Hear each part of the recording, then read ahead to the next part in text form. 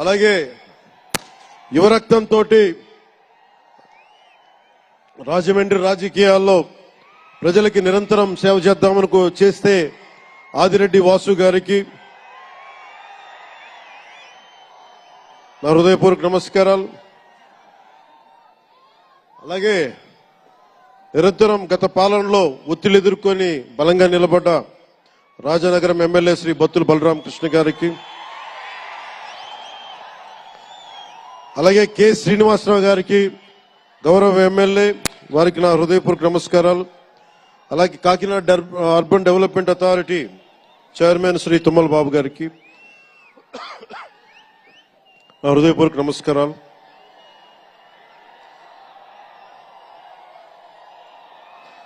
అలాగే నటులు శ్రీకాంత్ గారికి,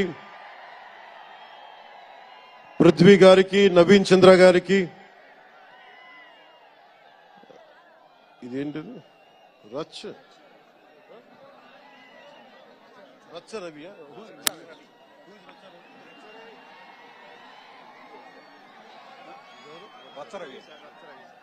రచ్చ రవి గారికి, రామ్ జోగయ్య శాస్త్రి గారికి, కాసరాల శ్యామ్ గారికి,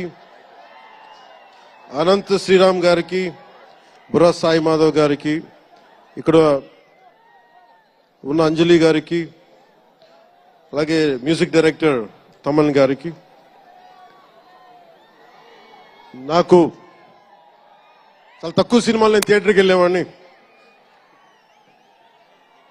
మన శంకర్ గారు తీసిన సినిమా చెన్నైలో, తమిళ్లో జెంటిల్మెన్ సినిమా, నేను టికెట్ కొనుక్కొని థియేటర్కి వెళ్ళి ఆ రోజు నేను ఇంకా యాక్టర్ కూడా అవుతాను, అసలు రాజకీయాలు పక్కన పెట్టి యాక్టర్ అవుతానో లేదో అనే ఆలోచనలో ఉన్నప్పుడు ఆయన సినిమాని నేను కూడా టికెట్ కొనుక్కొని బ్లాక్ లో ఆయన సినిమాకి వెళ్ళాను, శంకర్ గారి జెంటిల్మెన్ సినిమాకి. అలాగే ప్రేమికుడికి కూడా ఎవరు లేక తోడుకి మా అమ్మమ్మని తీసుకెళ్ళాను ప్రేమికుడి సినిమాకి.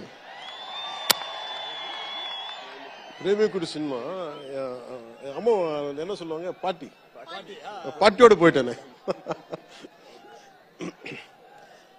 అంటే అలాంటి అందరినీ అన్ని వయసుల వాళ్ళని కూడా ఆకట్టుకునే సినిమా, ఎంటర్టైన్మెంట్ తో పాటు ఒక సోషల్ మెసేజ్ ఉన్న సినిమాలు ఆయనవి.